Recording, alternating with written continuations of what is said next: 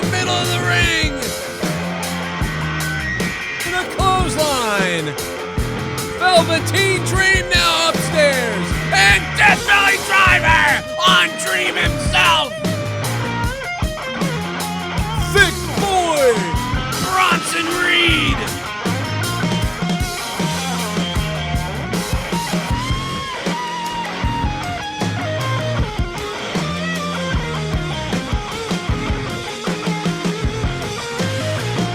Unmistakably violent and dangerous as Bronson Reed. This is your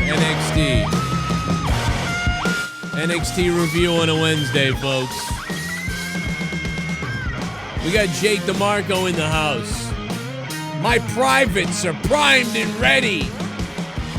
We're going to talk about this tonight. Let's go. Grab yourself down below. Grab your private parts too, really. When Raw, SmackDown, WWE, or AEWN, tune in to the Joe Cronin Show. Live on YouTube for review and reaction. Joe Cronin and Jake break down all the action. All of it. The Joe Cronin Show. Your source for wrestling opinions, news, and insanity. A wrestling podcast with attitude. Mature audiences only.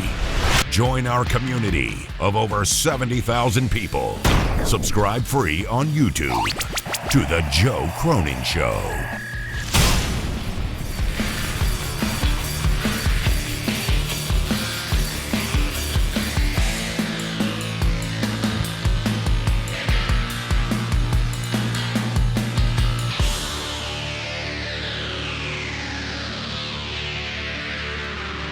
Yikes, tonight, man. We were really missing AEW tonight.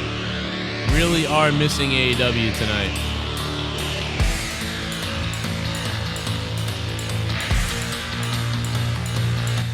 What's up, wrestling fans? How's everybody doing tonight? NXT.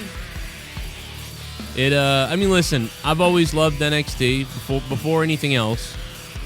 You know, the NXT takeovers have been my favorite thing of the last 5 years, pretty much. But, you know, the weekly show is here or there. And tonight, you know, it really felt empty not being able to see AEW. It really, I have such an appreciation for what AEW is able to do.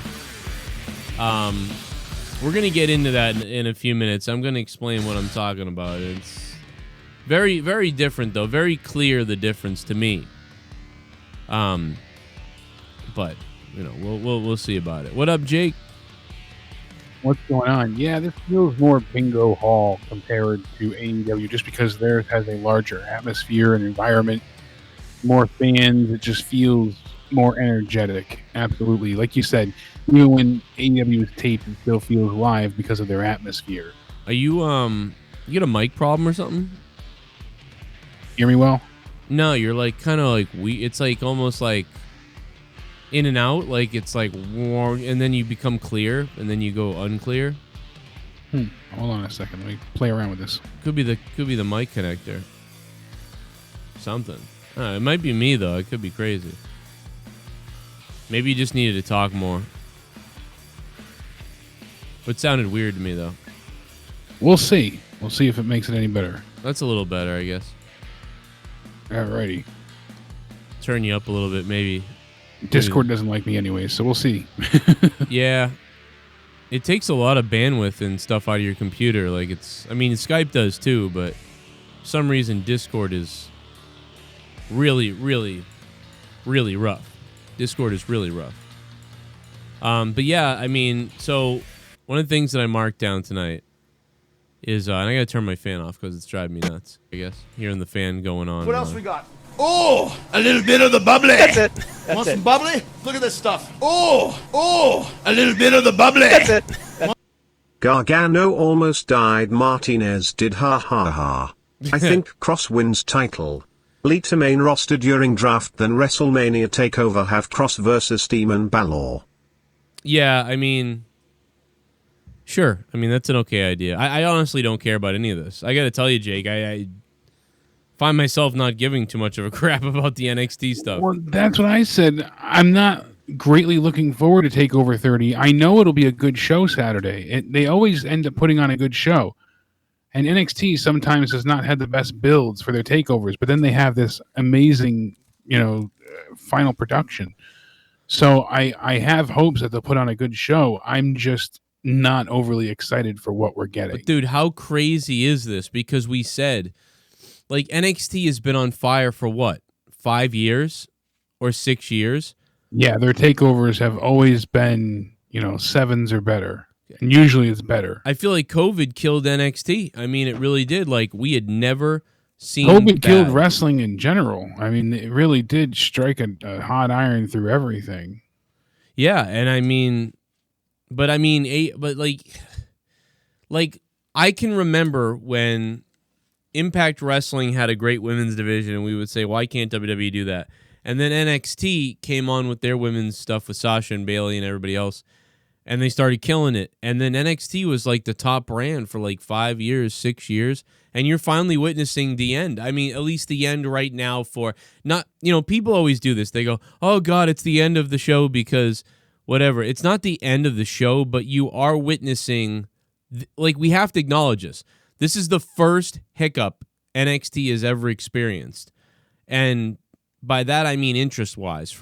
And I can tell you because for 5 years, I've sucked NXT off. All right? I've blown them. I love everything about them.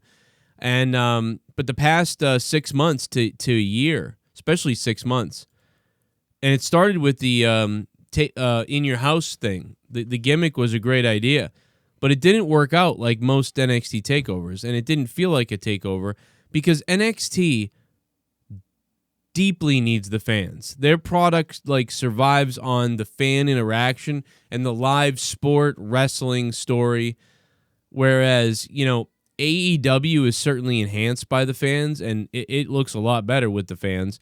But for some reason, AEW has been the best at making you entertained with no fans. It's just they do the best jobs. Yes, they have some bad stuff. I mean, but it's working. Right. And they had bad stuff when they had fans. I shit on them for the Luther thing and Brandy, and we've had some things. So it's not favoritism because I don't care. I actually wish NXT was a little bit better so that I was like, no, I am putting on both TVs at the same time and I'm watching both. I used to, as you know, divide my time, but COVID really made me I'm just going to watch the one show. Right. And you notice that, and it is like tonight, I noticed not being able to fast forward through certain parts of NXT as I usually end up doing. Even stuff I like, I'm just used to quickly going through it the next day. And I'm like, wow. I haven't not skipped through a 2-hour program in 12 weeks. I can't remember, the last time I've watched NXT Live was a long time ago. So, but yeah, I mean, and it wasn't a bad night either. It wasn't. No, it wasn't bad. It was just kind of like. But it wasn't go home worthy for TakeOver 30. Right. This is when we went 30. to TakeOver 25, there was such a huge build, and it was put on so quickly too. They had to move arenas. There was all these problems, and it's still, like you said, the audience. I just rewatched it the other day too. Go figure. And I went back just to hear the crowd, and that was honestly my main intention for going back. I'm still blown away by how such a small arena could sound so loud, and that's the thing that NXT thrives on is that audience interaction. They need that outpouring of fans, support in order for them to work. All wrestling does, but NXT especially. There's something about it. It has more of an indie level feel. It needs more than anything else that audience interaction. Yo, happy birthday, Z. What's up, man? Yeah, it really does need and the biggest thing, I said this earlier, and and shout out, by the way, to a few of the turkey masks have finally made it out to people. DJ over in Australia got his turkey club mask, got the JCS logo on it and the Turkey Club, and so he's gonna go sniff some women with that mask on. Yeah, I saw him looking like a sexy bastard. But yeah, one of the things that I noticed the most is NXT feels recorded or taped. It feels like you can tell NXT is put together, recorded, and it's very obvious. It's like, okay, they recorded this moment, then they recorded that moment, then they did that. Whereas I don't know why. Don't ask me why, but AEW, they are recorded many times now, and I can't tell the difference. Or I'm like, oh, it doesn't feel like it was recorded. And then just it's played. The pacing, it's the involvement you have with the characters. I think it's the cutaways. I think it's the ability that they go in the dressing room, outside, the camera starts moving around somewhere. Whereas and I was just going to say, the use of multiple locations helps as well. NXT is just stationary. So you just NXT locked into that, what is it, Full Sail now again?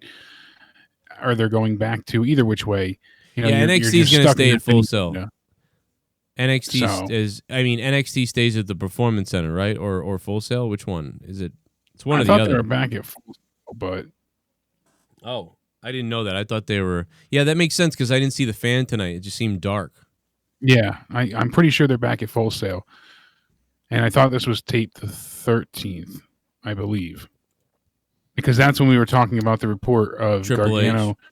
Yeah, Triple H checking with HBK to make sure that Johnny was okay. And I'm surprised they aired that shot at all. Because that was bad. I actually made an audible, Courtney was like, what's wrong? I was like, oh, no, he just landed on his neck bad. Well, that's the thing is, like, that, unfortunately, they're trying to build Johnny as this scumbag. So then when he takes that bump, and I guess what we didn't see is what we talked, like you just talked about, they cut and Shawn and Triple H came running out, worried about him. And we didn't see that because they cut it. But even just him taking that shot, it kind of ruined his heelness in the match. It made it seem like he was the face. And it just didn't seem right, dude. That match was not good. I mean, it was all right, but that match didn't feel right at all. No, they were definitely not in the same vein of existence at all. They were mistimed quite a bit, and it just never reached that level of interest. And then you had the bad botch, so that gave you this huge level of concern for the heel, which you're not supposed to have. So then you had this kind of awkward feeling towards the opposite of what they were building in the match. I'm surprised they kept that botch in at all. Yeah, I'm shocked about that. I listen, and I love Morrow. Someone said Excalibur be greater than Morrow. You're crazy. But AEW's vibe, it feels like they're live and anything can happen. I just don't get that in NXT. I don't feel like anything can happen. I saw this just felt like kind of like almost like AEW Dark. AEW Dark sometimes feels this way. Like, okay, here comes another match. Okay, now bring out another match. Okay, now bring out another match. Let's see what these guys can do. And you're almost watching like featured stuff, like features or showcases. And so, but you accept it because you're watching that. You're like, all right, it's AEW Dark. It's going to be showcases and things like that. And I would say that this show tonight reminded me more of AEW Dark, which what I mean by that is AEW Dark is pretty good, but like it doesn't feel the same as AEW Dynamite. Lacking that big level star feeling. And the biggest stories is obviously Keith Lee and Kross, and then of course, Pat and Cole. So that was the most interesting thing to me was Pat Buck talking to Adam Cole. Pat McAfee. Yeah, what did I say? Pat Buck. Pat Buck. I said the same thing earlier too. I got Pat again Buck because we saw him on Raw, so he's stuck on the brain. We want to see Ryback catch him somewhere and kill him. That's it. Eviscerate him in a pit of spikes. Oh my god, dude! I'm sorry, Pat. But I'm such a hypocrite on that. I'm so split. I keep going back and forth. My mic I think is having problems. I keep dropping out. It might be Discord. I apologize. And I'm not so sure, but I part of me is like, yeah, this is great because Pat's so good on the mic. I know he's going to be good in the ring. But another part of me feels like this doesn't belong in NXT. NXT is supposed to be about building new talent, and this feels like a main roster feud where they bring in, an athlete from the outside to go ahead and generate interest and buzz for a little bit. It's, he's not Tyson Fury. He's not Mike Tyson. So I was kind of hoping NXT wouldn't, not so much stoop to that level, but the feud works in some regards, but I hope they pull it off. Hopefully it's not an embarrassment. Well, the thing about it is the vibe I'm getting from Pat McAfee and Adam Cole is like, I get a vibe of like, yeah, this isn't real and this ain't the best thing, but I'm kind of interested to see what they do. That's how I feel, which is like you have different grades, right? You've got, this is so crazy. I don't know what's going to happen. I can't wait to see what happens next. This is unbelievable. Like almost thinking like, I know it's fake, but this might be real, or like, I don't know. Like when you kind of get to that territory, it's unbelievable. You barely get there ever, but that's like A tier. I would consider this like B tier, like where it's like, all right, it's not the greatest thing or whatever, B minus, So I'm interested, as I would give my interest in Pat McAfee and Adam Cole. I'd give it my interest in it about a B minus, but that's good. That's not bad. I'm giving it a B minus of interest. That's everything else. Nothing. Yeah, it's been presented well, and it's very effective. It gets your casual viewer interested. It keeps your more hardcore viewer hooked, and it gives everybody a little bit of something. So that's why I am for it. I'm just hoping that what we get Saturday turns out to be a full success. But I am trying to give Pat, the benefit of the doubt, because seeing what he's done so far, and he's transitioned, as he made sure to note tonight in his promo, to other sports very well. He's been able to pick up new things fairly easily. So I don't imagine they would showcase him in such a high-level feud if he wasn't able to handle his own in the ring somewhat. Yeah, and I don't know, and it could be not. I don't know, man. It could be horrible, but at least I'm sort of interested. Nothing else interests me. Even this ladder thing, I just give me the match, because it's going to be chaos and crazy. So give me the crazy chaos fighting. Give me a hell yeah! Give me a hell yeah. Dan's bro Dave got the WWE invite to be a test audience member tomorrow for the new Thunderdome remote fan experience. Damn. Is anyone else doing that tomorrow too? Off topic, have you or kids seen the adorable live cam of the baby otter Joey on YouTube? No, I've got to check out an otter. I always like the otters. I don't even know how to do it. The fan cam. You had to go to WWEThunderdome.com and sign up and register. They're going to do registration, I guess, for each show. Hell yeah. This one filled up very quickly, obviously, but they're going to do more registration as time goes on. Well, hit me up, Road Dog. I'll be there in a minute. Where you at? I'll show. I am intrigued. I'll tell you that much. I do want to see what the hell this Thunderdome thing is. If I can log in via like Skype to it or something, and then I'll just put up a picture of like, like one of. No, I'll put Leah's picture up. Well, that's what Brian Austin was saying before. He said your clothes must be appropriate. Your clothes must remain on at all times. No graphics. No AEW shirts, only WWE clothes that are preferred and pre-approved. If your clothes contain immoral graphics, images, text, any political statements, slogan, logo, graphics, or other, then WWE or its talent sponsor will not allow you to attend. They have a lot of other rules. They'll remove you right from the live streams. No hijacking it. If you have to position yourself in front of your webcam from your midsection up, leaving little room for your head, and you have to have good lighting. So there's a lot of stipulations here. Wow. Are they going to have your audio be played too? I don't know. Only thing I saw it talk about was camera and lighting. I didn't see anything about audio, so I'm not sure. I don't know if they're just going to have the visual of the crowd play in real time, or if they're going to get audio to play as well. I can't imagine audio from webcams and things like that would sound great. So I want to hear what that does sound like. To get a big group of them together. Yeah, get 50 people together and to record the audio of everyone's reaction. How would you do it, and how would it sound? Yeah, tell everyone to react like they were seeing this live in person. Yeah, like, and they could 'Cause that's what basically they're doing. like they want you to emote and animate. So, and it says all well, that. So imagine that. Well, the guys are locked up, right? And you get the overall volume of everybody at a 2, and you slightly raise the volume up a little bit, and then when a guy gets thrown over the top rope and he goes through a table, at that point the guy with the audio button moves the audio level from a 2, which is you almost can't hear anybody, but you can kind of hear people in the background. But you raise it from a 2 to a 5 when somebody goes through a table or something like that, and because then you'll get the actual reaction of everybody going like, "Oh," or like, "Oh my god," like, or whatever, and like that rumbling of all these different voices will kind of like create a buzz, I guess.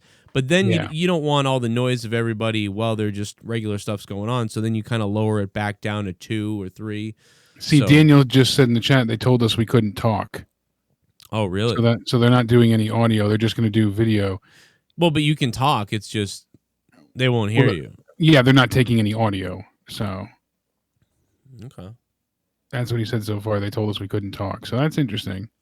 What's the point in in being there then? Like, because like I guess just to have faces and actual human faces in the crowd that react to moments as they happen. So you're gonna get a bunch of fake people, like basically just being like, oh, basically a loogie, and just simulator. you're gonna get a bunch of booger faced, big nose loogie bimbos, like all just fake reacting. Great. That's gonna it's gonna make me angry.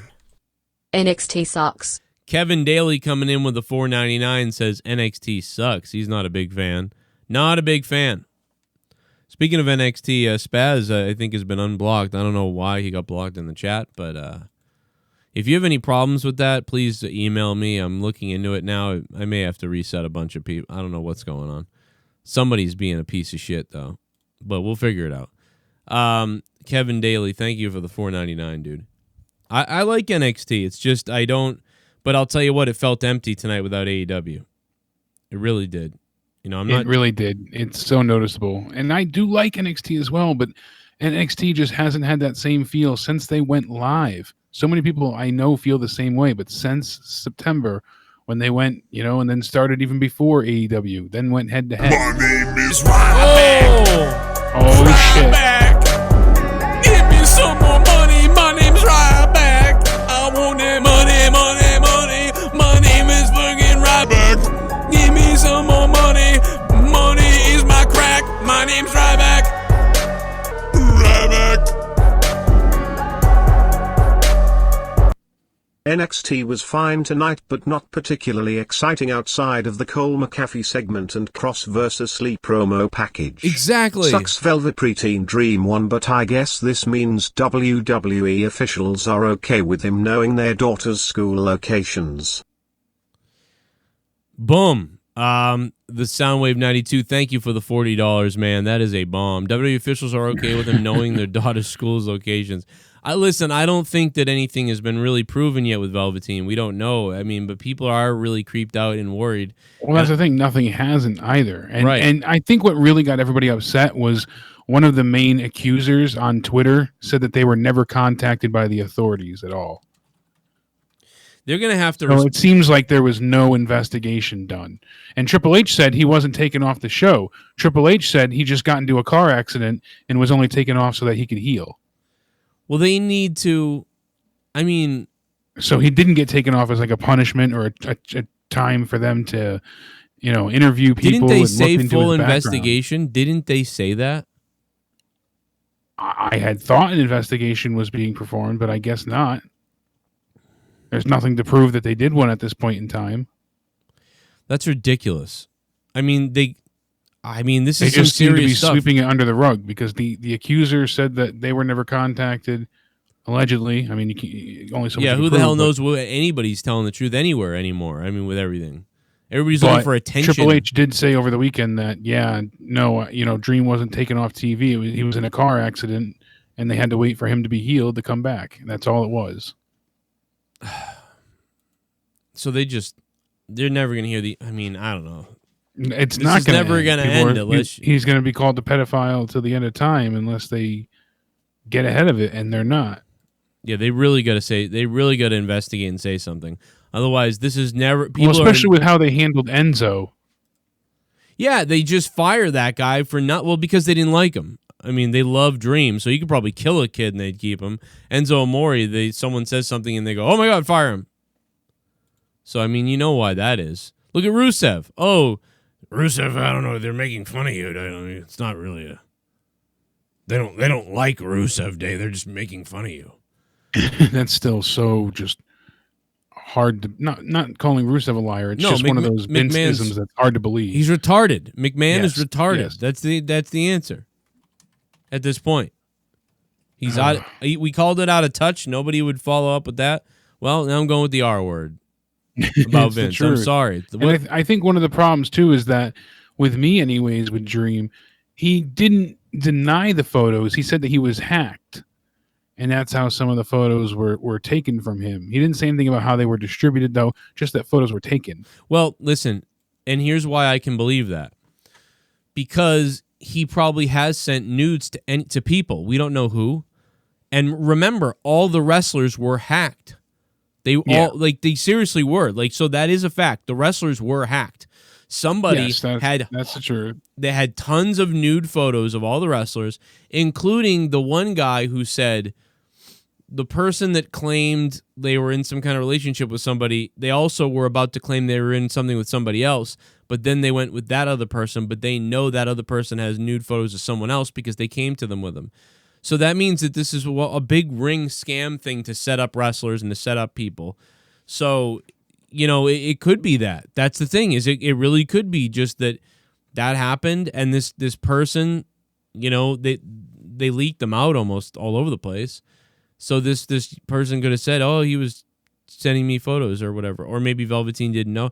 I don't know, but that's the point. Is we need an investigation so we can find an answer. That's the point in these things. What we want. There's children involved. The fact is that there's a child involved, or there's somebody, right? Isn't this kid 16? Yeah, they were underage, allegedly. Yeah, so whoever this kid is, this is real simple. Find this person on Twitter and get the FBI over there, or get the cops over there, and figure out if they're lying, or who's lying, or what the hell's going on. It's that simple. Then the WWE comes out and says, "We found this to be some kind of a scam setup, whatever, and we're going to charge these people now with false information or defamation, whatever it's got to be."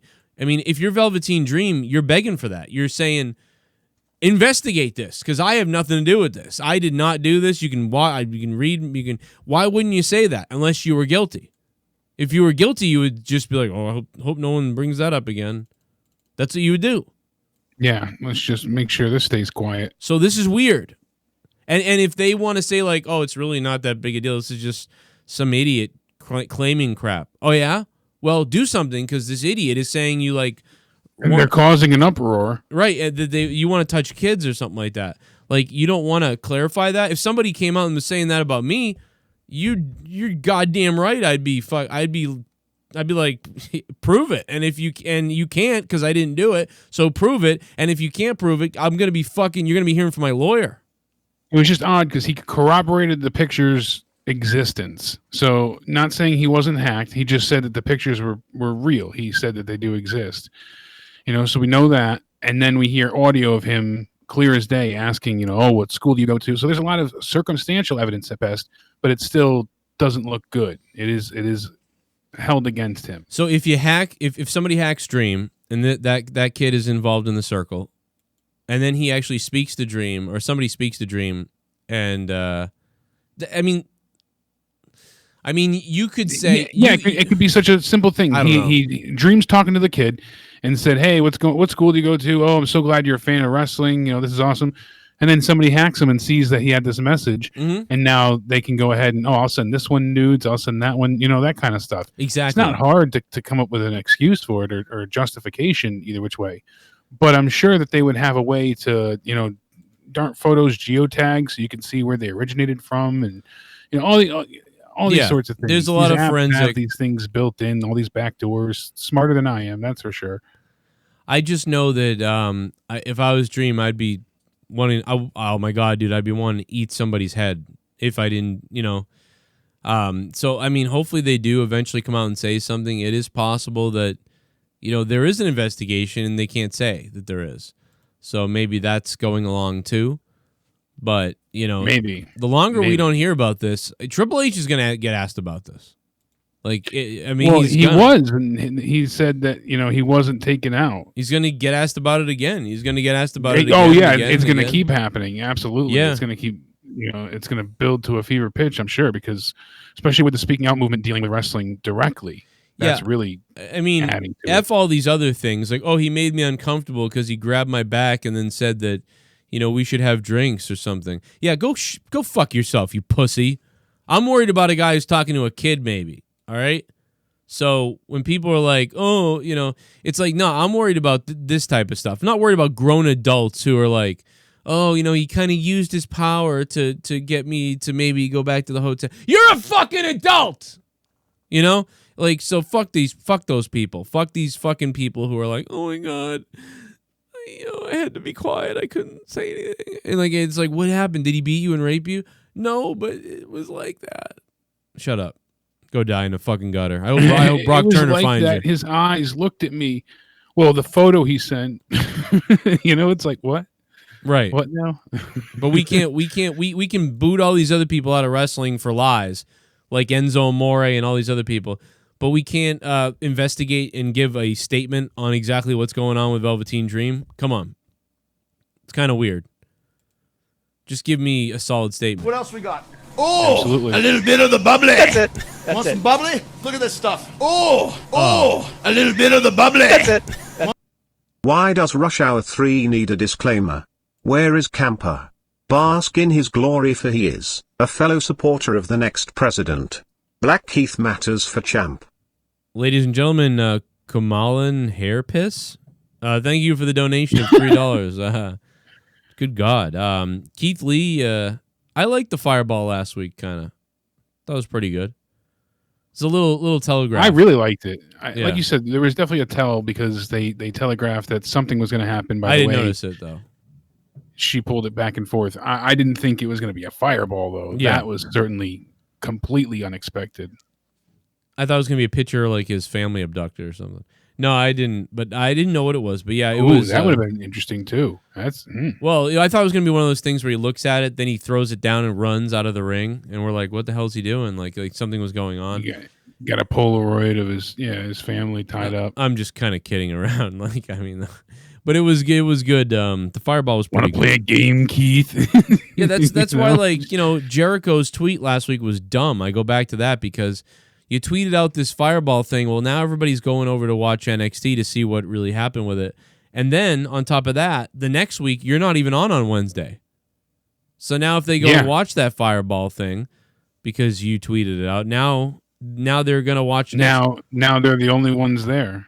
Now, thankfully for AEW, tonight's NXT episode was kind of a sleeper.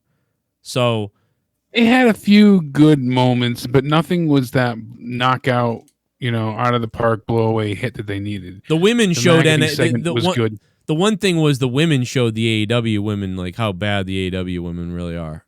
Yeah, because Dakota Kai's match was really good. That was a fun match, and I liked everything that transpired afterwards. Io Shirai comes out, and that's when we see Gonzalez go ahead and attack the hell out of her, and ends up carrying her to the ring, and leaving her just in a total heap. And it was just really well done. I was like, wow, that was one of the better moments, probably one of my favorite moments of the whole show. Now let me ask you this: what do you think the rating is going to be? Because what's disappointing? Dying to know. What's going to be disappointing if because there's no AEW, so you got to believe that a bunch of AEW people are thirsty, so they're like, all right, I'm going to check it out. I bet you half the AEW fans who don't watch NXT probably still didn't watch, but I bet you the other half that once in a while watch NXT or barely watch NXT, I bet you they watched. So I'm wondering what the number is, but I believe anything below 700,000 is certainly got to be a disappointment. Like you have got to think. I was going to say anything below like 850. Yeah, you're going 700. You got to think that tonight, possibly. Do you remember what the largest rating for NXT is? I don't remember. I don't remember offhand. Let me take. I do not recall offhand. Let me see if I can get the ratings link. Hold on a minute. The only let me see. Wrestling Inc. probably has the whole thing on. Okay, I found it. Okay, so we are in August. Okay, so the largest NXT viewership is 769, 794 on February. So 794,000 in February. So of the year, your largest NXT viewership was 794,000 viewers. So I would expect if you are below... I thought they got over that at one point. Maybe in 2019. Yeah, maybe it was when they first debuted live. Yeah, this is 2020. Yeah, for this year, that makes sense. That's true. Let me type in 2019 and see if I can find those ones. Okay, here we go. I got them. Yeah, because going back to last year, I could have sworn they broke 1 million at one point. Yes. No, here we go. September 18th, 1.1 million. But okay. I say throw those out the window because those are debut shows. They're on, like the next night they did 1 million and then they never hit them. Okay, they did hit 1 million again. Yeah, they did hit 1 million again in October. And then in late October, they did 963. So, okay, so their highest rating ever, I mean, on their debut night was 1.1 million. That's 2019. Let's go with their average of 2019, though, right? It's like 880,000. So 880,000, and this year their highest viewership was 798 or whatever it was. So you got to expect no less than 800,000, right? You would think, with no competition, people tuning in, you have to get, I say 850. Yeah, if they don't hit over 800,000, that is a massive disappointment. Especially because they just did 740. So if you figure you get 200,000 that switch over, that's 940. They could hit 850 easily. Yeah, and I mean AEW was the same. They had over 1 million too, but they all dropped off.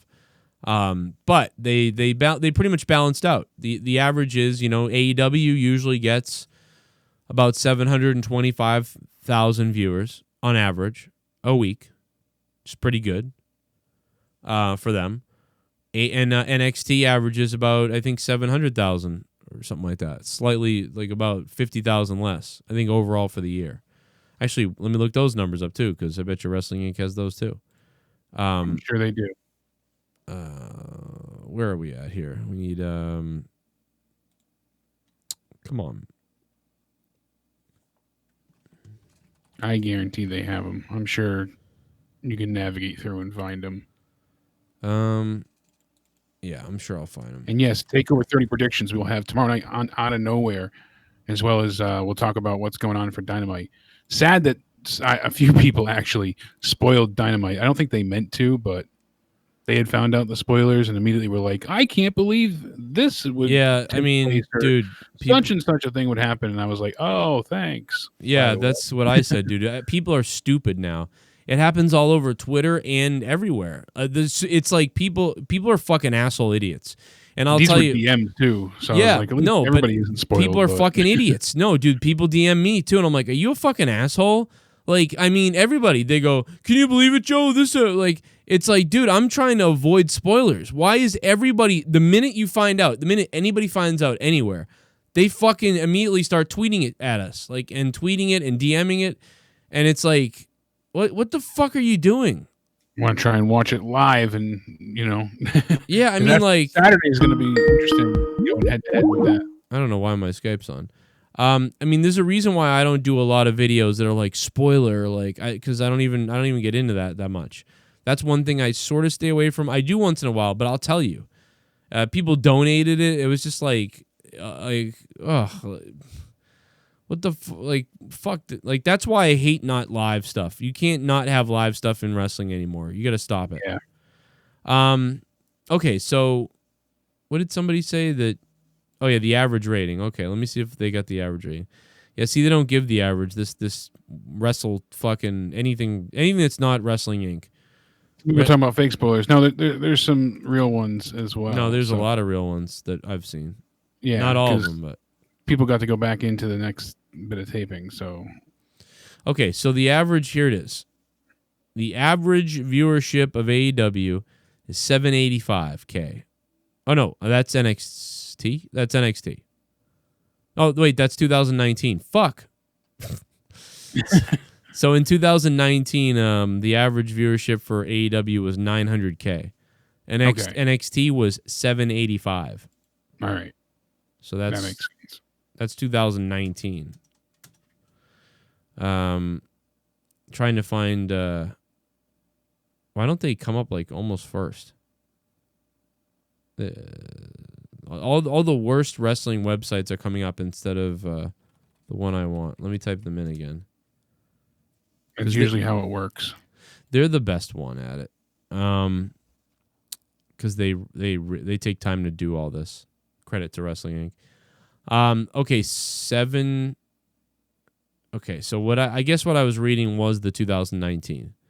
So they only gave the average of 2019. They didn't give the average of 2020. Tiger Blood said 670 for NXT, 760 for AEW. So I think that might be right, but wait, for 2020, yeah. Looking at it, I'm looking at the numbers. I can usually average out pretty good in my head. He's got them. He's already got them, but yeah, it looks like 700 something for NXT for the AEW. AEW looks to be 760. Yep, I buy that. NXT 670. Yep. I think that's right. There's lots of sixes if you look at NXT. So yeah, so they're really close. They're in the high 600,000s. AEW's in the low 700,000s or something. So ideally, you'd like to get it to 1 million, right? Because Impact Wrestling, when they were doing decent but were still kind of made fun of, they were hitting 1 million. And when the whole Hardy Delete thing, 600 to 800,000. But yeah, I don't know. They're doing all right. But yeah, if NXT tonight doesn't draw above an 800,000 or an 800,000 or above, I don't know. Yeah, I'm shocked if they don't. That is surprising, especially with that's not just surprising. That's devastating if that's what happens. I could see the first hour doing pretty good, but I could see people tuning out in the second hour being like, yeah, forget this. So after the Pat and Adam Cole segment, maybe. Because we left off, we talked about Dakota Kai. She beat the hell out of Jessica Maya. That was good. It was a short match, but I liked the detonation kick that she got for the win. And we talked about Gonzalez booting the hell out of Io Shirai. And then we had Finn Balor did his little promo backstage. And then we had the 6-man tag after that. So we had Fandango, Tyler Breeze, so Breezango, Isaiah Swerve Scott, taking on Legado del Fantasma. So this was a good 6-man tag. I enjoyed this match. The ending was pretty cool. Yeah. I liked what they presented in the match, and I thought it had good pacing too. So it didn't go into the territory where AEW does at times, where there's a lot of theatrics and tons of kickouts. So they kind of managed to stay away from that for the most part, I felt like. Yeah, man, and the attack at the end, I really thought they should have had a heel announcer again, because when that big bitch attacked Io Shirai, yeah, they were like, oh god, this was a setup, and the whole point was to build her as she knew what she was doing type of thing. But when Io Shirai came out to attack her, it would have been good to hear a heel guy be like, well, this isn't right, and what do you mean? She said all that stuff in the ring. Well, she just had a match, and Io Shirai just attacks her, and then when the big girl comes out, and then nails her, it's like the other guy was like, oh, this is a setup. A setup? She jumped Dakota, you can do all kinds of things with a heel person. Yeah, that could be a lot of fun. But they don't have a heel guy, and that really shows. Commentary does not do well in NXT because, normally it used to be the best announced table, but I hate Vic Joseph he stole my job. So I hate you, Vic Joseph, you anorexic, fucking vampire-looking idiot, robotic piece of shit. So fuck Vic Joseph and his vampire Robotnik voice.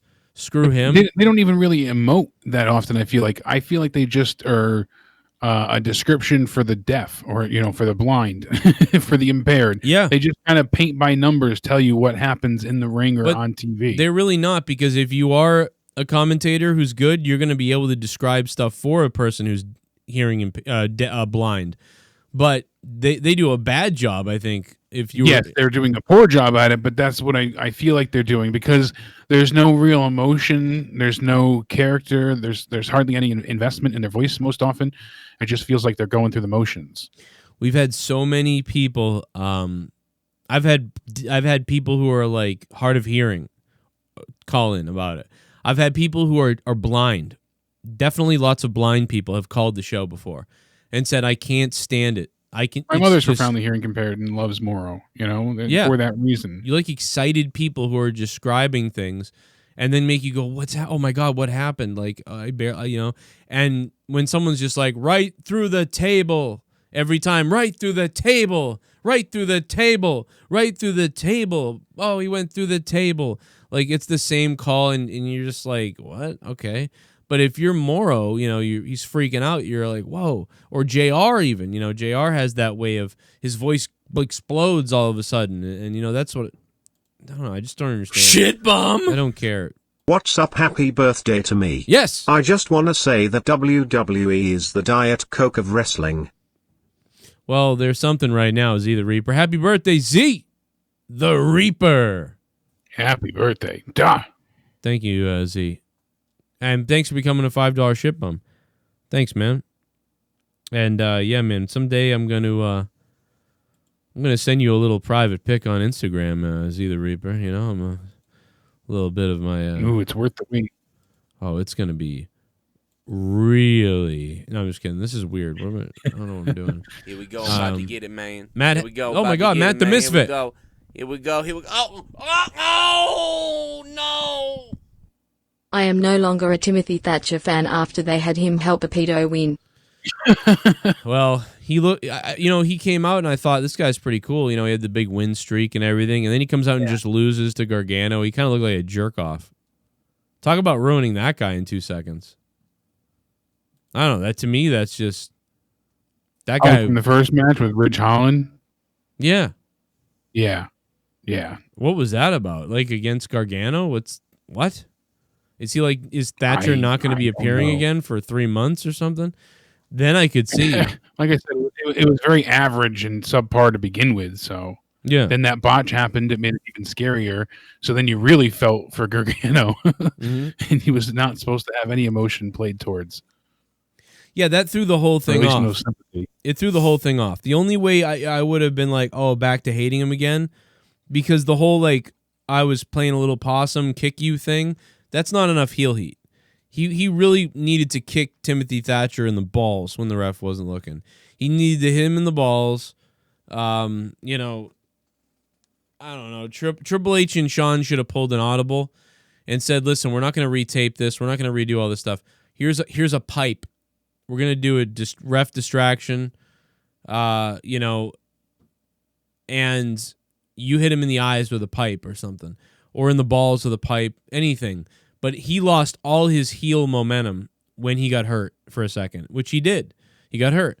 And Triple H and Shawn ran out and they cut. So they had time to come up with something different. It was not a smart decision, because normally I'm like, we don't always need the heels and the faces to be heels and faces. You don't have to have all heel things happen to the heel. I'm normally not always like that. But in this case, it really did detract from the story of how he's supposed to be a heel. And it also made Thatcher look like a chump or something. I don't know, just none of this felt right. I just did not like that at all. Not a fan of that match and that they decided to keep it that way. Not a fan of that. It was a baffling decision. I don't Doesn't understand. make sense. It really doesn't. Women look great at NXT. They looked better than the AEW women. Like probably 8 out of 10 times the NXT women beat the AEW women. I'd go 9 out of 10 maybe 9, times. yeah. Yeah, I mean, that might be generous. It might be. Yeah, but if you put up 10 segments in 10 matches, yeah, like 9 or 8 or 9 out of 10, NXT is going to win that segment and match. The women got it in NXT. That 6-man match, I just didn't care. And then nothing really. It was a fun match. Like I said, I just didn't have any. I like Scott, Isaiah Scott. Right. He's cool, but it's just another flippy guy. I don't know. I do agree with what Spaz had said, though. Tyler Breeze, Fandango, those two are just like the ultimate selfless put-over guys. They're just constantly there to put, new talent over consistently. When Fandango came out, I started thinking, like, this guy should be the Intercontinental Champion on the main roster. What the fuck is he doing down here? Yeah, even, both of them. Tyler Breeze as well. Yeah, they should be fighting each other for the title on the main roster. Yeah, absolutely. The WWE's. I mean, I don't know how they dropped the ball with both of them so much. They got over on their own too with the Fashion Files, and WWE leaned into it, but then they leaned into it too hard. And again, they do that stiff arm. You're gonna love it till you hate it kind of idea. I just think Fandango is a single star. Or a singles. Yeah, he shouldn't be a tag team wrestler, but they're fine for what they're doing. It's a safe bet that they have a team, and it's not bad. It's pretty good, but I just still can't believe that Fandango isn't like in a one-on-one match with somebody for a belt, or maybe it's. But then again, they tried that, and I mean, it didn't. They even gave him the Jericho win, which was just crazy. WrestleMania. That was crazy. Even at the time, we thought we were like, "This is crazy. What the hell?" Like we I don't think he was ready then, though. I think he's ready for it now. Maybe, yeah. He looks like he's starting to look like Harrison Ford a little. Yeah, the years are starting to show a little bit. If you gave him if he had a cowboy gimmick back in the day, like in the 90s, he'd have been something. Coming down to the ring, like, I don't know, dude. He just has something there that he could be a mid card guy, and I could see that. And he was, for a while. I don't know. Maybe I'm being ridiculous because they already tried it and it didn't really. No, but see, I don't think he was entirely ready then. His library of work wasn't that advanced, and he better understands the character at this point in time as well. So, well, Shawn and Triple H are. Every time Velveteen Dream has his way with another child, his stamina and charisma goes up another level point. So Triple H and HBK are out trying to round up some playground kids right now for Velveteen to consume, if you know what I mean. Yeah, they want that ladder match to be next level. They want him to be top notch.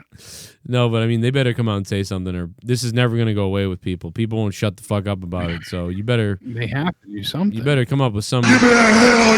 Something. Joe, you have to get in on the Thunderdome. This was even though we can hear you, it'll be funny to watch one moment you are silently screaming this shit is fucking stupid. Then they pan back to you 20 minutes later and you're passed out from boredom. Wouldn't it be funny if you did do that? If you slowly fell asleep on video? I wonder if you could make it on there. It would go down. Be the first person to hang yourself on Thunderdome. Yeah, I'm gonna be the first person to kill myself live on Thunderdome.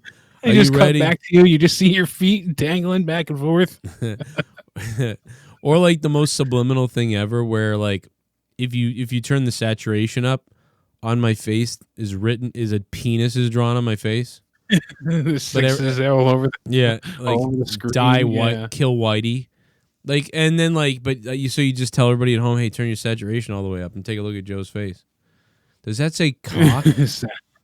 Oh my God, I can only imagine. What a little bit of the bubbly. That's it. Want some bubbly? Look at this stuff. Easy, baby. A little bit of the bubbly. That's it. How could you not be interested in Kross versus Lee? They have done great job building this. Shows you don't watch the weekly show. Well, I just mentioned the Fireball last week and everything about the show last week and the week before, so that shows you don't watch my show. Easy, you just proved you don't watch my show. I literally spent that match and the Pat McAfee match are the two that I'm looking forward to. Yes, for TakeOver 30.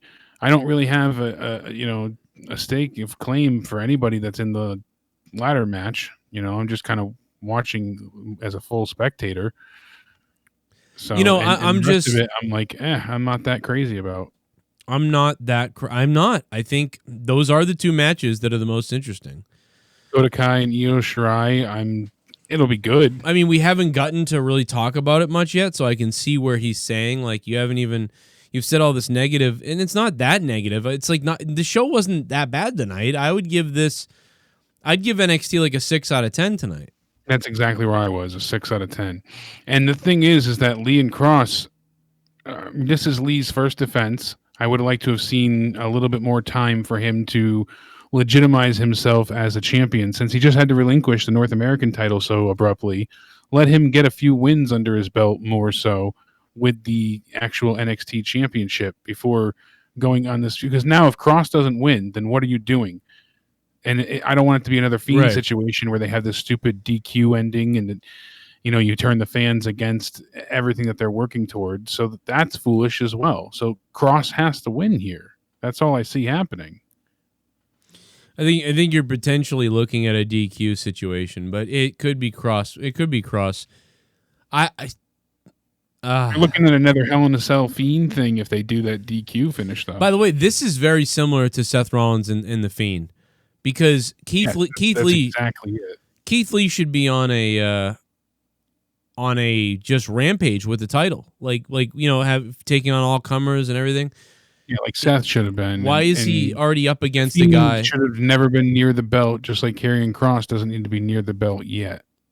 Yeah, and you're like, why is he up against a guy right now who's coming in full power right now? So when I look at it, I would think Keith Lee is going to win, because you're going to have Karrion Kross just come in and Keith Lee, who just won, and he already gave up the North American title, right? So the North American title is gone. Now he has the world title. Now he's going to give it right up to Karrion Kross. So that doesn't make sense unless somebody is like, I want him on the main roster. So unless that's happening, traditionally NXT champions kind of have a good amount of time with the belt unless they get injured. Only person I can think they're injured. I think Drew McIntyre was one of the only ones that was like, oh, because he injured his shoulder when he won it, right? Right. Yeah. Like right away he got injured and was like, oh, all right, well. And then he came back real quick, and then he went up to the main roster right away. So, you can't believe that they would take the belt off of Keith Lee right away. So unless you were Keith was moving to the main roster, and obviously Kross is insanely crazy and amazing. So is the match they're having, is there any stipulation that I'm forgetting about? Isn't there some kind of... Not that I'm aware of. I guess there isn't. Yeah, there isn't any kind of... So it's a really got DQ or disqualification or count out written all over it, or interference. I think it's just straight up. From what I see here from the card too, it's just them champion versus, that's it. Challenger. I mean, you're telling me, Keith Lee's going to give up the North American title and then he's going to lose right away the world title. Keith Lee would look like a dumb idiot at that point. So 80 I mean, we're going to talk about this on our predictions. We're going to be doing predictions later this week, so look for that video, but I'll give you the little spoiler right now that for out of nowhere 80% Keith Lee wins this belt back, or keeps the belt. I mean, I guess maybe he could cheat and I'm beat going him. the opposite of you. I'm thinking Keith Lee's losing the belt, and I know that sounds asinine, but the way they've built Kross, it felt like Keith Lee was just transitional, and the only reason they didn't have Cole drop the belt is because they wanted Cole involved in the Pat storyline. So Keith Lee just feels like a transitional champion to me. Someone that was believable enough to beat Adam Cole, but also believable enough to have a decent match with Kross and be a victim. I think that's what they're going for. Right. We'll see, but at least we both have different mindsets on this. Yeah, that doesn't happen often. Make it interesting. Either way, it really feels like a Fiend Seth Rollins thing. Like it does. What are they doing? It has that. So if something happens where you see them, we're gonna, like Karrion Kross is too rough, so they called for a disqualification. and Keith Lee retains via DQ, I'm going to be so upset, especially for a takeover. Yeah, dude, this is a very disturbing. Like, I would never make this match. Like, I understand because it makes sense because both guys, like, are, like, yes, put together the biggest stars you can and have matches. But the problem is, there's the way the audience is nowadays, like, this guy's got to win and this guy's got to, you know, it's, I just find this disturbing. I feel like Keith Lee should beat one or two more people at a takeover with that belt to make him somewhat legit. Otherwise, this will make him one of the weakest NXT champions ever if he loses. No matter what. You'll never forget it. You'll be like, well, that was maybe there was one other person or two other people that gave up the belt this quick. So wow. I mean, it would be disastrous for his career unless he's going to the main roster. That's it. Yeah, I mean, and it's not, he can come back and fight him again and wrestle and beat him once, but I just don't know. I don't know if I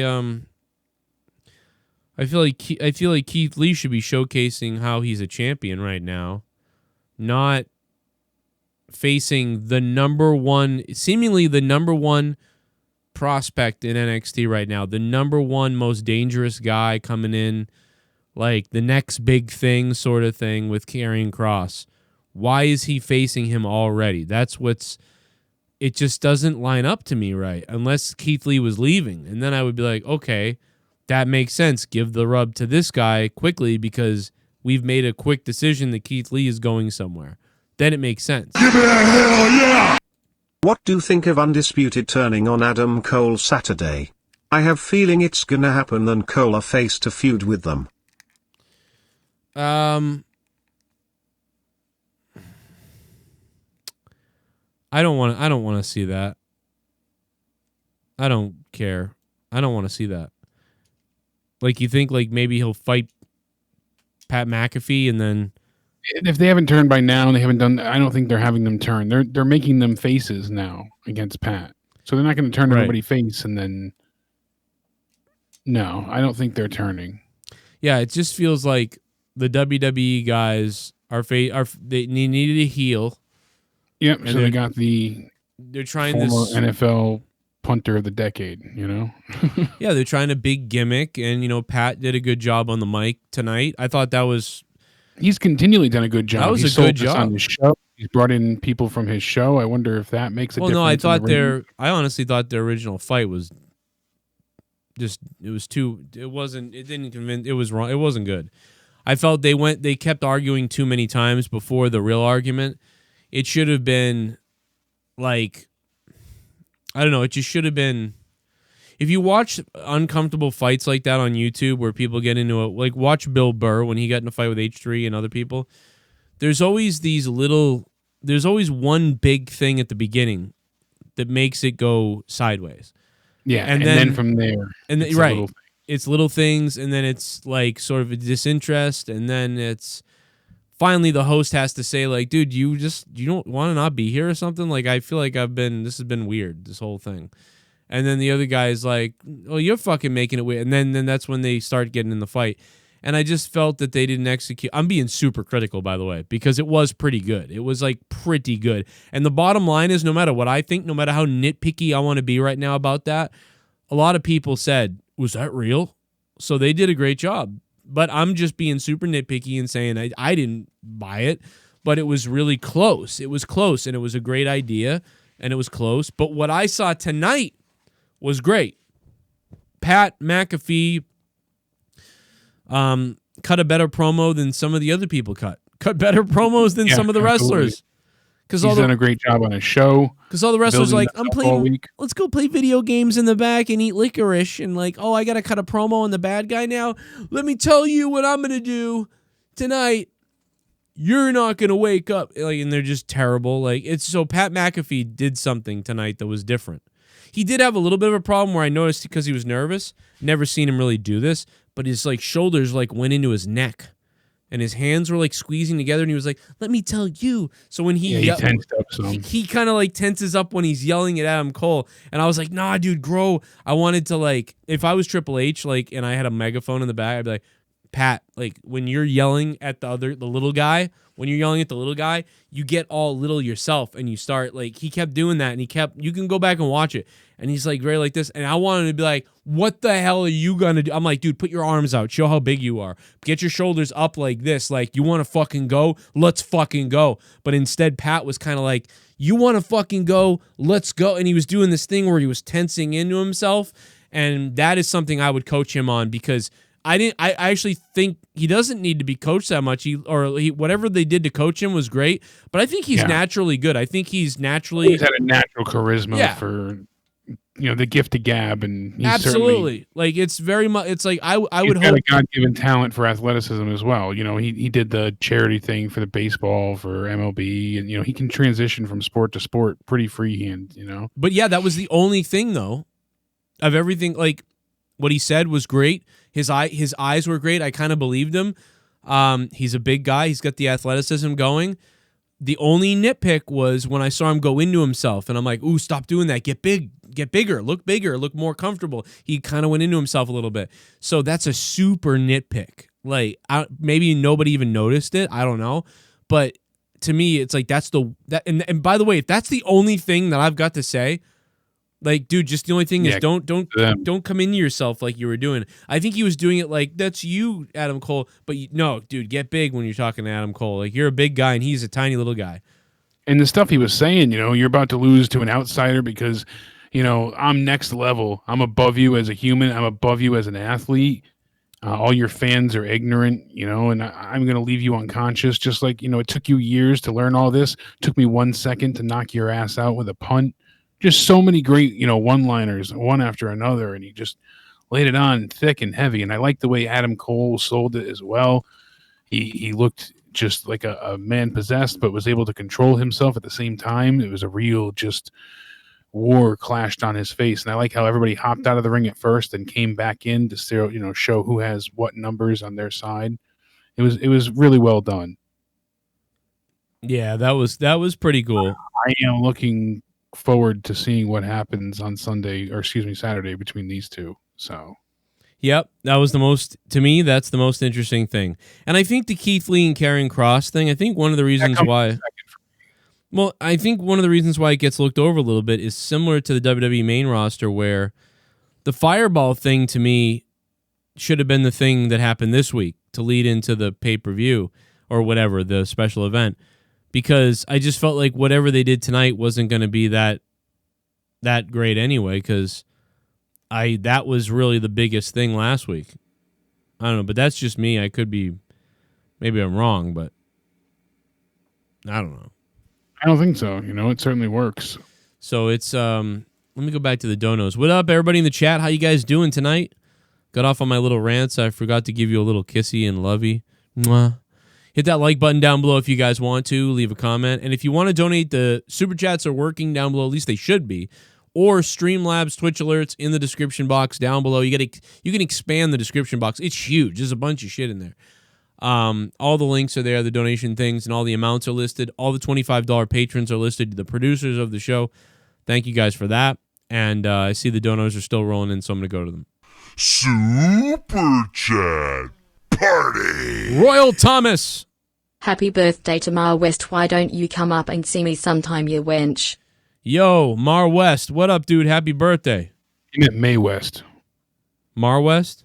Mae West, the actress. Mae West? Yes. He spelled it wrong? Yeah, he said it before in the chat, Mae West. I was like, I figured like Mar West must be like a friend that we just don't know who he is. And they both watch together or something. Mae West, the actress that was born in like the 1890s. Well, is she dead? Did she just die? Many years ago. I was gonna say, I'm pretty sure like they haven't been alive for a long time. Well, happy birthday. She's probably a whore. Like, let's be honest. Madame. Oh, speaking of that, on Rush Hour 3, they got the Madames on right now. Party. And they are hot. Takes a lot for me to hate on NXT, but I don't want to see it turn into pedophile lives matter. Yeah, We don't disagree either. I mean, they really need to get ahead of what he has to say or do. Even like, having Triple H say, "Oh, we know," and they have to do something. They have to actually have some form of an investigation. They have to clear his name. I mean, I just know it's never gonna go away.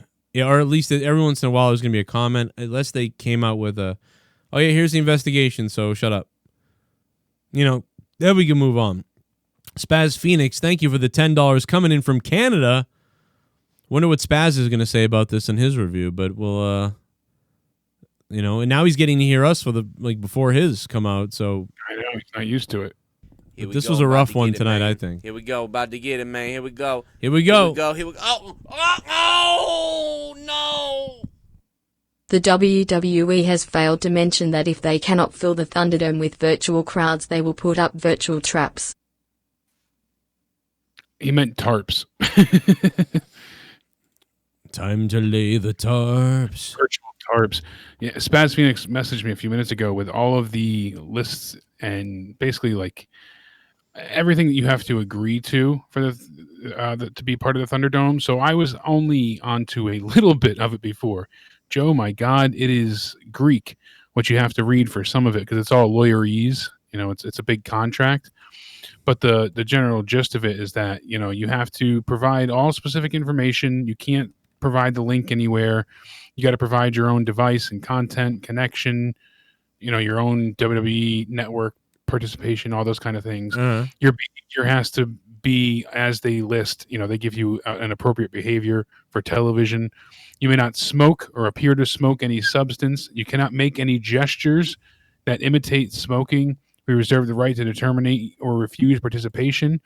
You may not say or do anything during your participation. Wow. You can't say any political statements or anything considered offensive, is violent, disparages, or reflects adversely. It just goes on and on and on. Your attire must be appropriate. The environment and background you were in during the Thunderdome must also be appropriate. You can't depict any logos or anything in the background. So like me, I'd have to have all that stuff not showing on my wall. You also have to not leave. You're letting them know that you're not leaving. So if you have to go to the bathroom, well, hold it. Because if you leave your spot, they're going to replace you. And then you may not be used in the broadcast again. Damn.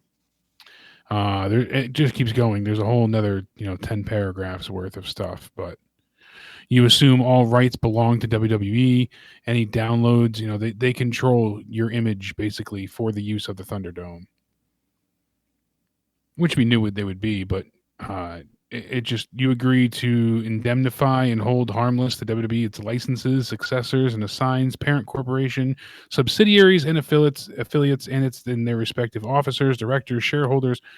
You get the idea. Can I hold my baby up during Thunderdome? No. Can I bang Leah while watching Thunderdome in the background? I mean, I think that could be really good. Say you're reenacting the Edge sex celebration, and it's in WWE canon. What if you get a pee? Can you get up and go pee-pee, or like? I guess you can go briefly, but they don't want your time away from camera. So it says right here you're not supposed to leave your camera. Wow. So yeah, you're gonna have to have a piss jug. Pretty much anything that, where is it here? I want to find the exact wording. You're like a WWE announcer. You better have that piss jar underneath the booth so you can Here we go. I'm about to get it, relieve man. yourself at any point in time. Here we go. You hear that, WWE? Oh, no. I meant virtual tarps. Oh, yeah, we might have to put down, imagine virtual tarps. Time to lay the tarps. Like, nobody shows up for the virtual hangout. Like, not enough people sign up. So, like, the top right quadrant is just tarps, or the same people copied. Oh, my God. I hope when the feed goes down, it's a big, giant Big Bird face. Mickey K9, thanks for the $5, man. Thank you guys for the donations tonight, keeping the shows alive and keeping my stupid show on the air. And check out Patreon, too. Today, earlier, Off the Rails with Drew and Jesse. Super chat. Went on Patreon. Party. Spaz Phoenix again. Jake, I sent you the Thunderdome terms of service. They are insane. Wow. You basically can't be human if you want to be part of their fake audience. Yeah, see, that's the thing is I don't know if I can't do it because I need to review the shows. And I got all kinds of things that are always going on. You can't So- remove your situation. You have to just basically sit there like a smiling robot. That's what they want. Yeah, just which look is forward and smile and clap. which is fine. You know, I think that But what's the sense of it? Like I guess it's we're going gonna to have be wait. it's going to be pull it off. casuals. It's going to be all it's perfect for casuals. Like you barely know what's going on anyway. So yeah, okay, I'm on TV. Like that's what it's for. Lorenzo said $10. Luigi's going to be one of the virtual fans. Oh, I'm sure yeah. they have their. I bet you they'll have cuts where they cut to Super chat. a whole person Party. a couple times. I bet you they cut to her. Yeah, It's going to weird see Pat McAfee in the ring. it is going to be. Well, you saw it tonight, but I know it is going to be weird to see him have to wrestle. Yeah, seeing that promo he put out though, he does look competent. He looks like he certainly knows what he's doing. Yeah, no doubt about it. Oh, that's a great point, Frost. I should use a GIF where it's like this. I'm like.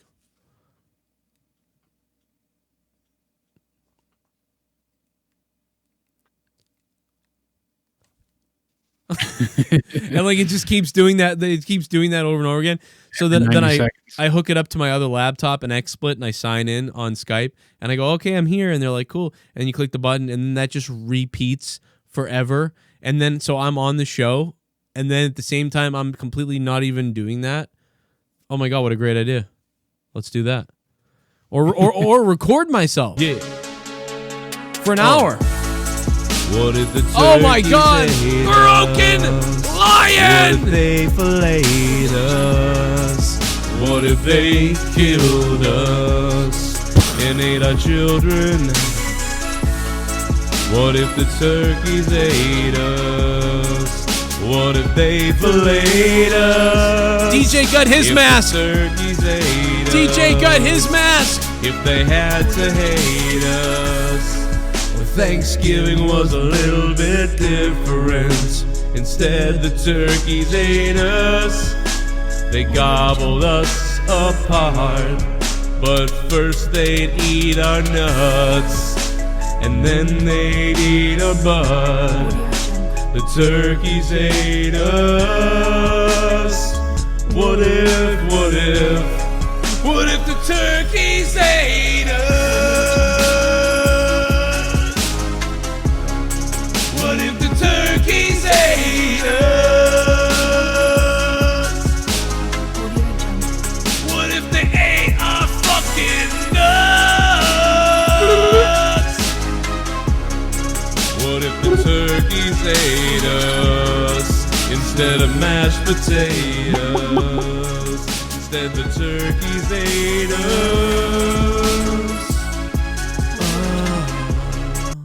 What's up, Joe and Big Cock Sexy Jake? I don't have anything to say because wrestling sucks, so I'll just say this. El Gallo is a faggot. Oh! Broken Lion, thanks for the $29, man. Where is Gallo? Where has he been at? El Gallo de Oro, MIA. I don't know where he went. He's missing. Been here for years, man. Chased him away, Broken Lion. Hey. What's up to the chat? Hit that like button down below. 107 likes is pathetic. Everybody else who's doing a wrestling review, will have more than 100 likes. Way more than this. This is fucking pathetic. This like ratio is for fucking loser cocksuckers. Super chat. Party. Bullshit. I hope the internet dies during the show. All the virtual fans disappear. It'll be like Roman versus Joe when everyone left. Yeah, I think there should be like a backup thing in case it goes down, obviously, because that'd be really funny. I did pin merchandise to the page. I don't know if anybody can see that, but it said it did it, but I don't see it, so I don't know if there's something wrong. But Pay-per-view was that Payback or Backlash 2018? I remember Samoa Joe and Roman Reigns were the headliners. The fans were just getting up and walking out. I think it was right after Mania. 34. I erased it from my memory, probably. That's So Backlash then? It might be. Yeah, because it was when Nakamura took on AJ Styles, and they both did the crotch kick to each other, Dick Kick City. Right. Huh. But I remember the fans just literally getting up and leaving. It was hilarious. I can't remember. I honestly don't. I don't remember a damn thing about it. So we had Mercedes. Who was it? Yeah, Mercedes Martinez and Aaliyah. The Robert Stone, their group went ahead against Rhea Ripley and Shotzi Blackheart. It was a fun match. I liked what we got here. Obviously, the faces went over. I thought it was fun. So yeah, it was. I don't know if you care for it or not. It was all right. It's just I just obviously didn't care that much. No real, no consequences or anything going forward. It's just like, oh, she finally got Robert Stone done for her. So there you go. I mean, how about when the power bomb over the guardrail looked like? I mean, they must have cut or something, but yeah, obviously the power bomb went onto a crash pad of sorts. But and they cut and made it look. It looked good though. It looked like oh my god, she just broke her head. Like that was one of those. Yeah, it looked like she definitely. That was a no-show cutaway that ended up looking pretty good. Like I gotta say, it was a no-show cutaway that usually looks cheesy when they do that. It looked pretty good. I give it to them. That was not that bad, to be honest. I thought they did a good job with it. Like I said, it was a fun match. And now, they finally got their comeuppance against the hell that Robert Stone's put him through. So that's it. And a lot of people were saying at one point they thought Robert Stone was like a Tony Khan mock. Yeah, it kind of seemed that way in the very beginning. Yeah, I don't know now. I kind of see what they're saying. That in that mold entirely, but in the beginning he seemed very markish, and it kind of fit with what the look was going for. Right. So it was easy to correlate the two. Then we got the Keith Lee Karrion Kross preview with the Metallica Fanatic song there. Remember that being the opening track to Saint Anger. I hated that CD with a passion. Didn't like Saint Anger. I appreciate that frantic tick tick. I know they were going for this like super garage sound, but because they changed the snare drum. I can't stand snare drums that go ting. Yeah, and they drove me insane. That's all that tink tink tink tink the whole time. Yeah, everything. It sounded like he was hitting a ringing metal thing, like a trash can. Yes, yeah, exactly. Yeah. And no. So I appreciate that they tried something though, and I like it in a way because it's like a lot of their albums kind of are different a little bit in a way. So you can, when you think of each one, you go, oh, I know that one. Yeah, and I know that I pretty much don't want to listen to that one ever, but at least it has its own theme, I guess. You know what I mean? Like it's got its own vibe. So that's cool, but. I know they were obviously going for the TikTok lyrics. They're like, "Oh, this works perfect." He says it a half dozen times every second. So, but obviously WWE's editing department is top notch, best in the game. Hell of a hype package here. I just wish the Fireball, like you said, was this week to go out on. I wish last week they had the hype package, and then this week they added the Fireball stunt, because that would have been like, oh shit, no AEW. This is their big OMG moment. Right? They didn't have. I felt like for all the times they try and hot shot and play catch up with AEW, tonight they had the lead, and I don't feel like they did anything to wow people into, hey, you got to tune in now to check this out. As where AEW has done that several times with a few of the angles they've had. Mike Tyson was one of the instances. The Orange Cassidy one was another one. I mean, they've had things recently.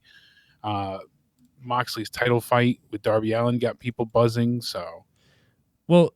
And isn't Saturday, what are the times we're looking at as AEW competes? Saturday, 6 o'clock is Dynamite, and then at 7 o'clock is TakeOver. Oh.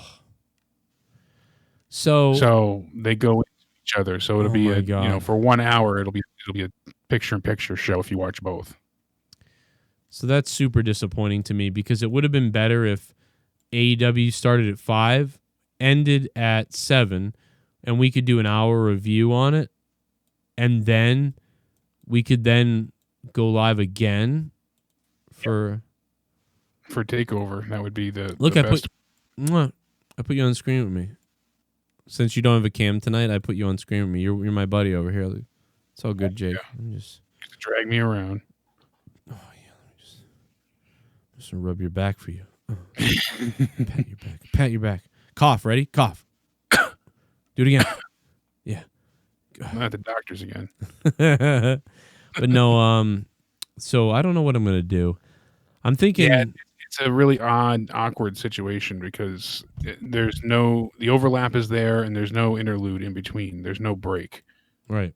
So, yeah, I think you go live when TakeOver's on to cover AEW, but then you're missing TakeOver, and I feel like that's the bigger of the two for the night. I think what I may end up doing, I may do something different that I've never done before.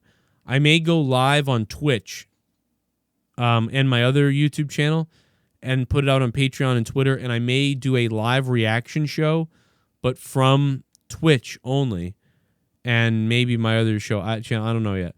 And then I'll go live with the review here normally. So, I think I might do something like that. But yeah, Saturday is going to be nuts. Then a big review, and it'll be live.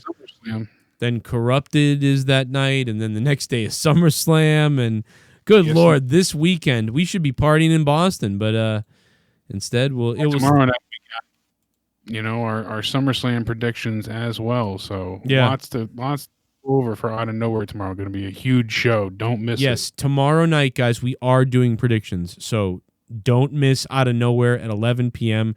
right here tomorrow. Be here no matter what. I don't give a shit. If YouTube doesn't alert you, they're not going to. They probably won't. 70% of you won't get an alert. Just be here. 11 p.m. Eastern time. Look up whatever time that is from where you are. You probably know it already by now anyway. What else we got? Oh, a little bit of the bubbly. That's it. Bubbly. Want some bubbly? Look at this stuff. Oh, a little bit of the bubbly. That's it. Well, D. Welch, you want your belt back, but you didn't. Amanda has been getting ran like a train by everyone while you were on vacation, or should I say eating Amanda's hairy stank meth pussy that hillbilly hoe can suck good pole and make her crooked eye straw. Oh my God. Good Lord, AJ Adams. AJ Adams, thanks for the $3, bro. What's up, man? That was a horrific donation. Jeez. You can use it. That was just fucking hate-filled crazy. I'm coming on your ass. All right. Oh my God, dude. What did you say? Hairy stank meth I don't. pussy? I'm not, That was a lot of anger. I don't know, but it was pretty rough. Like, it was AJ Adams at his finest. By the way, thanks to Brokenlion for upgrading his membership badge. He not only is a member down below and has the green text, but he's also got a Leah. He unlocked the Leah badge. For God's sake. Badass. And he upgraded his membership too. So thank you, Brokenlion, one of the $25 producers for a long time of the show. Thank you, brother. Last but not least, we have Finn Balor versus the may or may not be innocent Velveteen Dream for a spot in the NXT ladder match at TakeOver Sex. So we'll see who's going to win Sunday. I'm not that sold into the match, though, honestly. I said Dream before, versus I Balor? this fight. No, I wanted Finn Balor to win tonight, obviously, against Dream, but I knew that wasn't going to happen. And I see what they're going for. They set up Balor's feud with Thatcher, so we'll see that going on, past TakeOver. And obviously, I think it's going to be where Velveteen Dream ends up winning the belt. Right. Wow. He had the belt before he got injured with everything, and this would kind of be a way for him to be back where he left off, but he'll just be a heel instead. We'll see, though. I don't know why they're doing this with him. He had such a good look and vibe before with the tights and everything he was doing. If he's going to wear just black pants now and just be this, I don't understand. He seems like he lost something. Yeah, he lost a little bit of the flair that made him a special individual. that separated him from everybody else. Yeah, it just he just lost something, man. He took a step back, and I'm not talking about because of the allegations, and obviously that's weird, but here we go, I'm about just, to get it, man. You know, here we go, about to get it, man. Here we go. Oh no! I paid to have a one-on-one virtual conversation with Rollins on Monday for 2 minutes at 2 p.m. for only $180. This includes a sign date by 10. WWE site. That's bizarre. I mean, that's a great idea by them. It's like Cameo in real life. Alex, thanks for the $5. Signings right now. Thank you, Alex. They're not doing autograph signings, so that's a great way for them to still make that money because they make a lot of money with autograph signings. And think about it. If you go to a signing, you get maybe, 40 seconds with the person typically? Right. Yeah. So now you're getting 2 minutes uninterrupted.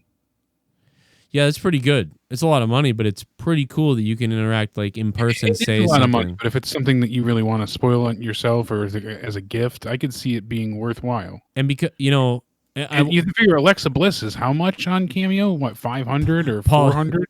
Paulie just goes idiot. Seconds? He writes idiot in the chat. No, but yeah, I don't like. What if I told? They probably have rules against like recording it. I would think. But people are gonna, aren't they? Yeah, I mean, I maybe you could because you own it because you pay for it. Just like if you were there in person, you could record. I just tell Rollins like, bro, it's kind of amazing how people loved you, and then you kind of got shitty and you went to hell. Into a sniveling bitch on Twitter. Now you're funny as hell. Like now you're great. That's all I wanted to say. Embrace the hate, Rollins. Fuck you, Lopez. And then go fuck you, Lopez, and then hang up. Yeah, all right. Well, fuck it. And then it like disconnects. I don't know. That could be. That might be something. That might be something I could look into doing. I might do this. Joe trolls WWE stars. Oh no! It says you get. It says you get a download video of it. Oh, you get the down. Oh, you actually get to keep it. I guess you get to keep the video of. Oh my god! I'm gonna do this, guys. I need more donations. Like, come on. No, please, I'm begging you. No, because if it's $180, I'm not doing it. But maybe that could go. That could potentially be viral. If I'm like, hey man, yo Seth, I just want to say I'm a big fan for a long time, but you know, fuck Becky's pussy. You know, like just stupid, immature shit like that, and then they probably keep it and they refund you, or they kick you off. You can never get in there again. You're banned from WWE events. I don't know. Probably what would happen. No, I wouldn't do it. I mean, I like Seth. I wouldn't. It's not like, you know, I'm not trying to be like one of these fucking nerds who's like, oh, tell him to fuck himself. Like, why would you do that? Why? But yeah, what do you do really? But who does he care? And fucking, you know, exactly. So that's what I'm saying. If it's something you want to meet, I'd give him that. I'd give him that real positive feedback. I'd be like, bro, it's crazy how, you know, you're really good and, you know, you're really floundering as the face, and right now, you're. This is great what you're doing. I think you should keep. I hope you keep this up, man. You're the goddamn. You're the demo god. And then call him the demo god, like it's just say that with a straight face. Like, dude, you're the demo god. And then after like a few seconds, he's like, "Are you kidding?" No, I'm not kidding, man. Like you're the damn demo god. And then if he was like, "Well, I think that's somebody else." Oh yeah, that's Jericho. You do suck. Like, there's so many things you can do. Like, oh my god, dude! I bet you if you did that, Jericho would like retweet it everywhere. Oh god, he's kind of an asshole. Yeah, I've heard from a lot of people. No, I've heard from a lot of people that Seth's kind of a dink. But you know, I mean, he does. He just comes off kind of like. He just comes off kind of like douches. Yeah. Douche-ish? Douchey, yeah. I mean, I look like I'm douchey, but I'm not. Like, I just feel like he's a little bit like. I look doughy, yeah, whatever. So I guess I can't complain. His reaction with, his reaction with Grimm is all I needed to know. Yeah, exactly. It says here, the virtual experience, all conversations are recorded and monitored WWE has the right to end any live stream at their discretion of their moderators. No profanity, no inappropriate language, no inappropriate clothing, no nudity, no off-color remarks or jokes will be tolerated. You will have 2 minutes and no longer. You will be able to download your full conversation 48 hours after the event. A digital link will be emailed to you with your view your order online button. All sales are final. No refunds will be offered. Remember the funniest thing about the Seth and Grimm thing was that I made the whole video and Seth responded to it, but his response was more that he was mad at Grimm. He wasn't even that mad at me. Exactly. That was the funniest part about it. It was like, why aren't you madder at... Shouldn't you be more upset at Grimm? And, because it was my video. In fact, I can't even find that video. Yeah, I actually looked for that not that long ago and couldn't find it myself. Oh, wait. And I said, searching for the wrong I found thing. it. The thumbnail's terrible. That's why. Okay, so I'm just... Found it. It's a bad thumbnail.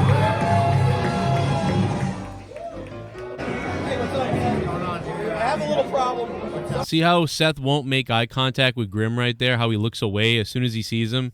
What else He's we like, got? oh, here we go. A little bit of the bubbly. That's it. Want some bubbly? Look at this stuff. Oh, a little bit of the bubbly. That's it. I heard Amanda charges you Turkey samishes to suck dick and swallow baby batter, or she let use her pussy as a cum dumpster and blow all your kids in her erect Kentucky pussy. Oh. Jesus. Good Christ. AJ Adams, what the fuck? Now, half of that's real, though, yeah. Half of that's true. Oh, this fat asshole again. Like, here we go. See him look away here? Look at this. I have a little problem. Some guy grabbed What's that? this from me. He was wearing a mask. He said, yowie wowie. Oh, yeah, I bet that's how that went. That's exactly what went down.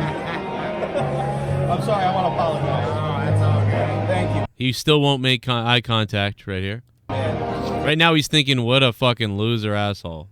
You'll get that belt back. You can do it. Now he makes a quick little eye contact at him. Okay, there's your little... Anybody? Maybe you'll get that belt back. And then Seth just goes, well, it's on SmackDown now, so I won't. You'll get that belt back. You can do it. Anybody can do it. You It's can. on SmackDown now. It's good. Will you be Brock? You can do it again. Great. Thrilling. So excited. Can't wait. Look at... Oh, man. Seth hates Grimm. So it's 125 for the signing, the virtual meet and greet. And then if you want an 8x10, it's 50, 500 for an autographed title. Wow. Who else can I meet? Right now it's Drew McIntyre, Braun Strowman, Keith Lee, Seth Rollins, and Bayley. And the only one that has any left is Keith Lee. Dude, what the fuck is on Netflix? Yeah, you saw this before? Cuties? It's about a bunch of like 11-year-old girls that are obsessed with twerking. It's TVMA as well, so people were freaking out on Twitter about it. It was trending earlier. What the fuck is wrong with these people? But they don't love to sexualize minors in this country, do they? What in the fuck? It's disgusting. Dude, I'm gonna be sick. I'm gonna fucking be sick, bro. Cuties? Even the name is fucked. These are 11-year-olds on Netflix. It's... What is this girl doing? These are all twerking stripper poses. Except for the one white girl who looks like mangled. What the fuck? What the fuck?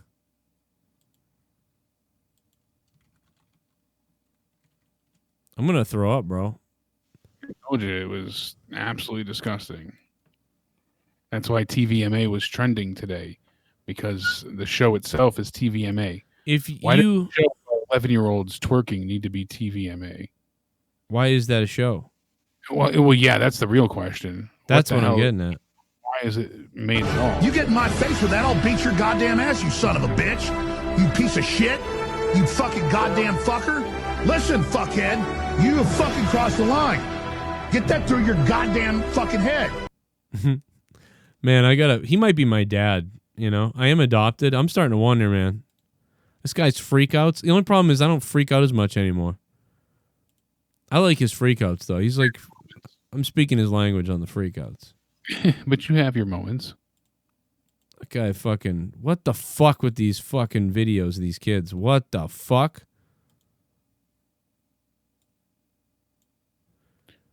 For TakeOver 30, we have Keith Lee carrying Kross for the NXT title. The women's title is Dakota Kai versus Io Shirai. Then the North American Championship ladder match is Bronson Reed, Damian Priest, Cameron Grimes, Johnny Gargano, and Velveteen Dream. Then we have Pat McAfee versus Adam Cole. And then the pre-show, we have the NXT Tag Team Championship #1 contenders match to take on Imperium. So we have Joaquin Wilde and Raul Mendoza taking on Breezango, taking on Oney Lorcan and Danny Burch. So that'll be a hell of a kickoff show match as well. Well, that is, I can't get that shit out of my head from Netflix. Tomorrow night kills me inside. Tomorrow night, everybody, out of nowhere. Huge friggin' show. Huge friggin' show tomorrow night, bro. It's gonna be crazy. Vince Russo's gonna suck a cock. I can't do him. TakeOver predictions, AEW Dynamite updates. We've got obviously our SummerSlam predictions as well.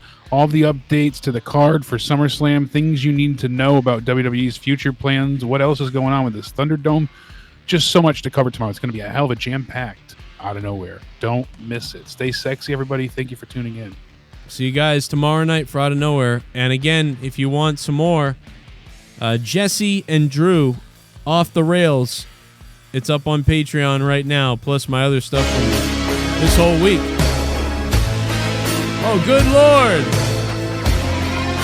My name is Kane and I'm donating.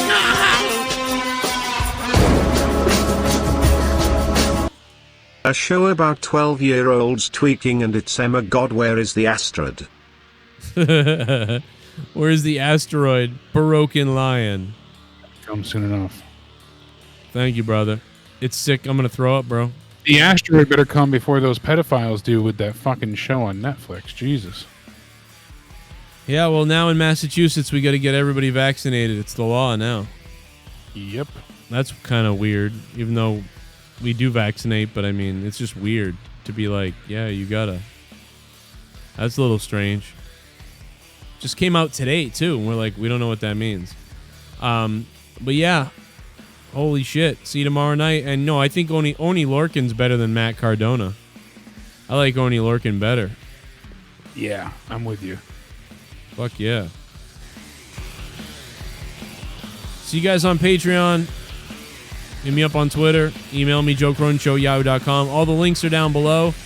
Just go read the links down below for more info. I'll see you guys during the day tomorrow. And then for Out of Nowhere at night. And then Friday night, monetize this. Drew puts his crown on the line against D. Welsh and the Bombing Raid crew. That's going to be whacked out. Kincaid is here. Yo, what up, Benjamin? Biff Ryder. It's Biff Raiden. We need Biff Raiden, baby. See you tomorrow night.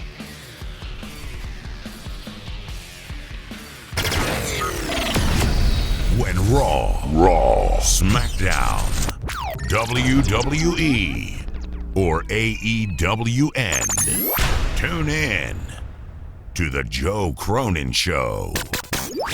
Live on YouTube for review and reaction. Joe Cronin and Jake break down all the action. All of it.